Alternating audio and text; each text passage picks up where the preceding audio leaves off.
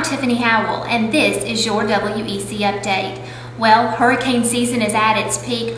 Already we've had 10 named storms, and some of those storms have come a little too close to comfort for our Wiregrass territory. Hurricane Gustav made landfall on the Louisiana coast Labor Day weekend. The storm created widespread power outages to both Louisiana and Mississippi. Both states suffered high wind and flooding during the storm.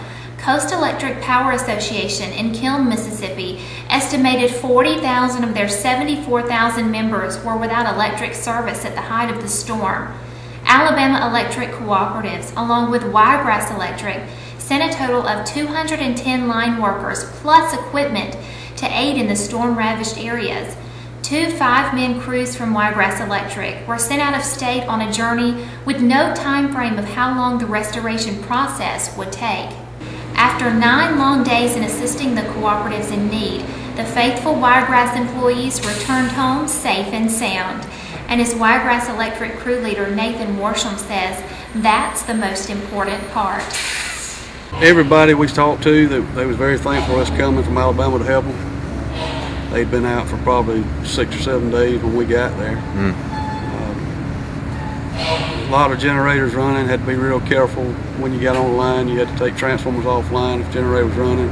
Had to check most houses to see how they had them hooked up. Everybody come home safe, and that's all we could ask for. The men say although the work was very hard and the days were long, they would do it again in a heartbeat. Just listen to what crew leader Chris Jones had to say. No, they all worked good together. They worked hard. I mean, they were determined to do what they could to get it all back on.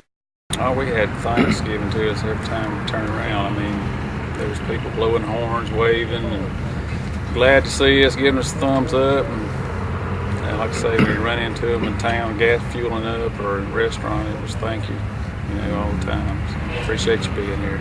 Both Warsham and Jones say the sights and smells during long-term storm restoration are something you could only imagine, as you can see from some of these images. All the people's refrigerators, everything in them had ruined. Some of them just take them and drag them to the road, throw them out by the road for them to pick them up. We have places where fish had come up out of ponds and to little small spots and died, lost oxygen in them.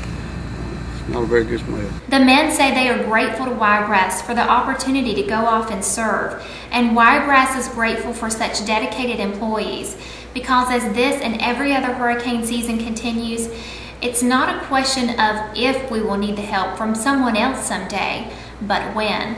You can just picture what would happen to us if it come to us.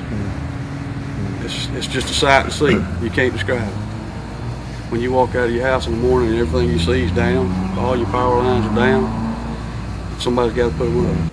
That concludes this edition of your WEC Update. I'm Tiffany Howell. We'll see you next time.